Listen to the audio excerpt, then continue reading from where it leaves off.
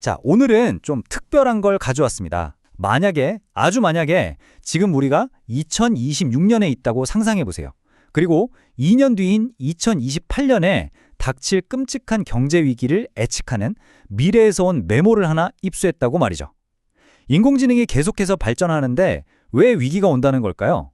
오늘 그 시나리오 속으로 한번 들어가 보겠습니다. 이 이야기의 시작은 바로 이 질문입니다. 정말 뼈 때리는 질문이죠.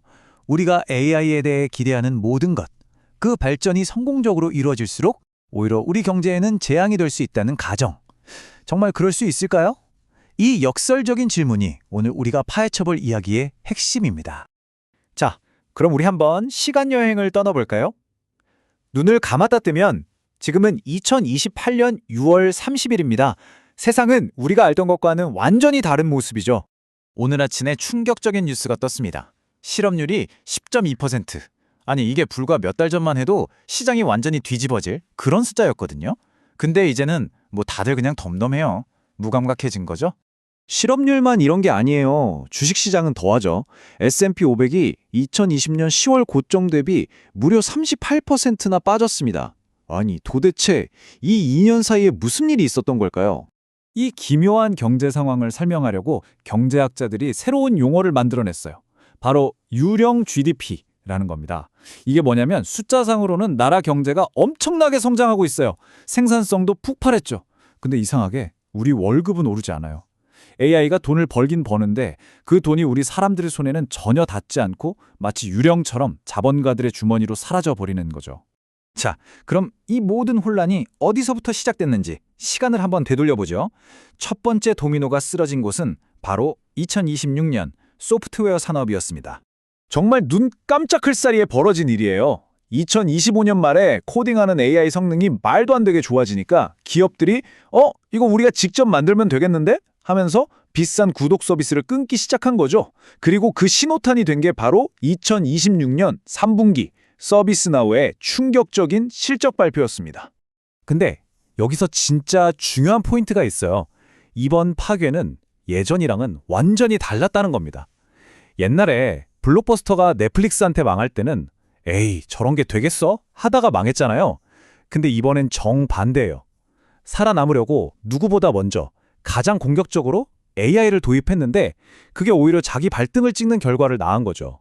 이게 바로 인간지능 대체 악순환이라는 건데요. 한번 들어보세요. 정말 끔찍합니다. 일단 비용 아끼려고 사람을 잘라요. 그 돈으로 더 좋은 AI를 사죠. 그럼 AI가 일을 더 잘하니까 사람을 더 자를 수 있게 돼요. 그럼 일자리를 잃은 사람들은 돈을 못 쓰니까 경제가 나빠지죠. 브레이크가 없는 폭주기관차 같은 거예요. 자, 이 불길은 소프트웨어 산업에만 머물지 않았습니다. 순식간에 다른 곳으로 번져나갔죠. 인간이 중간에서 뭔가 다리를 놔주는 그런 중개 비즈니스는 전부 무너지기 시작했어요.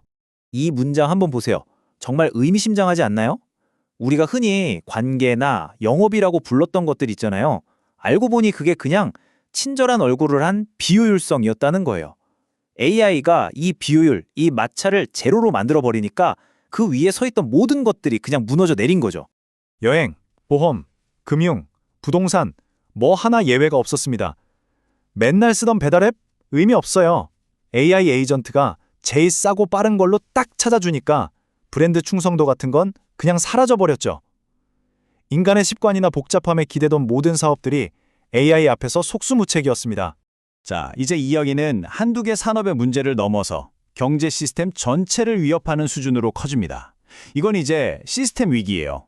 아니, 왜 화이트 칼라 일자리가 좀 줄었다고 경제 전체가 이렇게 휘청거리는 걸까요? 답은 이 차트에 있습니다. 보세요. 미국 전체 소비의 거의 절반을 소득 상위 10%가 쓴다는 거. 근데 AI 때문에 가장 먼저 직장을 잃은 사람들이 바로 이 사람들이었던 거죠. 이 사람들의 지갑이 닫히니까 소비 경제 전체가 얼어붙어 버린 겁니다. 그리고 마침내 겉으로는 보이지 않던 골문 상처가 터지는 사건이 발생합니다. 바로 젠데스크의 채무불이행 사태였죠. 이게 결정타였습니다. 50억 달러짜리 대출이었어요. 당시 소프트웨어 업계에서는 사상 최대 규모였죠. 이게 연간 반복 매출이라는 걸 담보로 한 대출인데 이게 뭐냐면 이 회사는 매년 안정적으로 이만큼은 벌어요 하는 아주 믿음직한 지표였거든요. 그래서 다들 안전하다고 생각했죠. 그런데 그 믿음, 그 가정이 완전히 박살난 겁니다. AI가 고객 서비스 일을 다 해버리니까 반복될 거라고 믿었던 그 매출이 더 이상 반복되지 않았던 거죠. 그렇게 역사상 가장 큰 사모신용 부실 사태가 터진 겁니다. 자, 여기서 끝이 아닙니다. 이 위기는 마침내 미국 경제의 가장 깊숙한 심장부, 바로 주택시장으로까지 번져갑니다.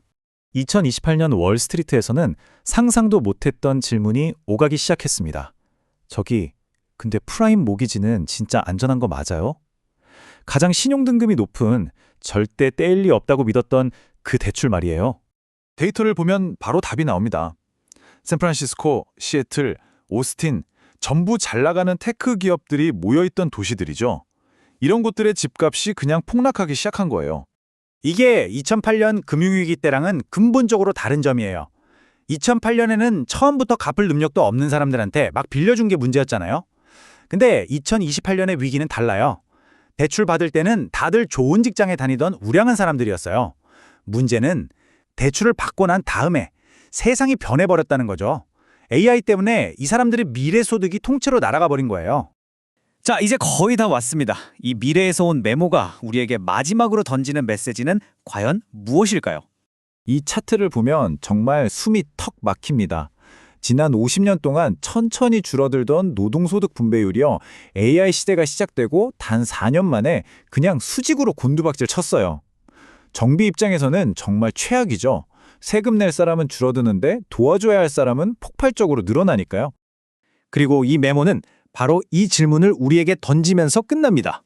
이 모든 건 아직 일어나지 않은 2028년의 가상 시나리오입니다. 우리는 아직 2026년에 살고 있죠. 탄광 속의 카나리아는 아직 살아있다는 뜻입니다.